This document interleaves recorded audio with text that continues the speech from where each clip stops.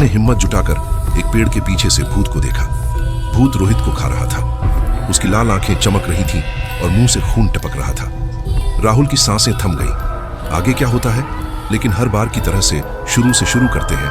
भूखा भूत। एक छोटे से गांव के पास एक घना जंगल था जिसे लोग भूखा जंगल कहते थे। गांव वालों का कहना था कि उस जंगल में एक भूत रहता है जो इंसानों को खा जाता है। इस अफवाह के कारण लोग उस जंगल से दूर ही रहते थे।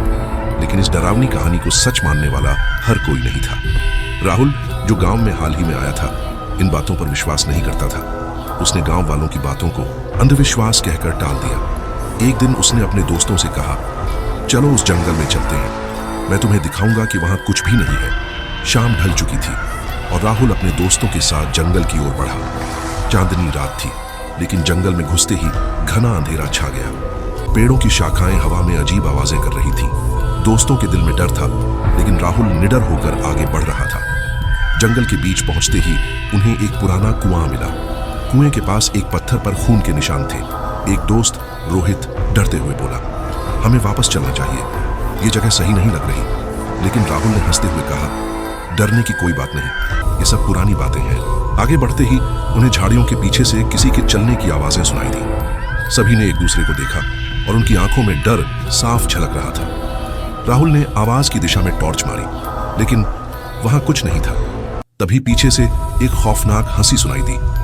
अचानक टॉर्च की रोशनी में एक परछाई दिखाई दी। वह परछाई धीरे धीरे पास आने लगी। दोस्तों ने देखा कि वह एक लंबा दुबला पतला आदमी था, लेकिन उसका चेहरा भयानक और आंखें लाल थीं। वह आदमी नहीं, बल्कि भूखा भूत था।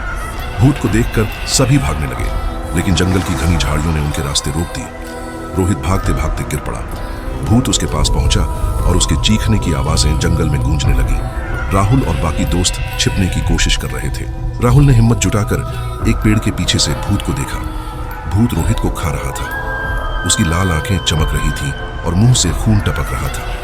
राहुल की सांसें थम गई। उसने अपने दोस्तों को धीरे से इशारा किया कि चुपचाप निकल जाए, लेकिन भूत ने उनकी आहट सुन ली। वह तेजी से दौड़ा और राहुल के एक और दोस्त को पकड़ लिया। उसकी चीख जंगल में गूंज उठी। राहुल अब अकेला रह गया था। उसने भागते भागते एक पुरानी झोपड़ी देखी और उसमें छिप गया। झोपड़ी के अंदर राहुल को दीवार पर कुछ लिखा दिखा। वहां लिखा था, जो भी इस जंगल में आएगा वह मेरे खाने का हिस्सा बनेगा। तभी राहुल को लगा कि कोई उसके पीछे खड़ा है। उसने धीरे से मुड़कर देखा। भूत उसकी आंखों में घूर रहा था। अगले दिन गांव वालों को जंगल के पास राहुल के दोस्तों की लाशें मिली, लेकिन राहुल का कोई नामो निशान नहीं था। लोग कहते हैं कि भूखा भूत राहुल को खा गया, लेकिन कुछ का मानना था कि अब राहुल खुद भूखा भूत बन गया है, जो जंगल में नए शिकार की तलाश में घूमता है। गांव वालों ने फिर चेतावनी दी कि उस जंगल के पास कोई न जाए। लेकिन क्या आप मानते हैं कि भूत सचमुच इंसानों को खा सकता है, या यह सिर्फ एक कहानी है? कहानी जारी रखनी है तो कमेंट करें और वीडियो को लाइक और सब्सक्राइब करें।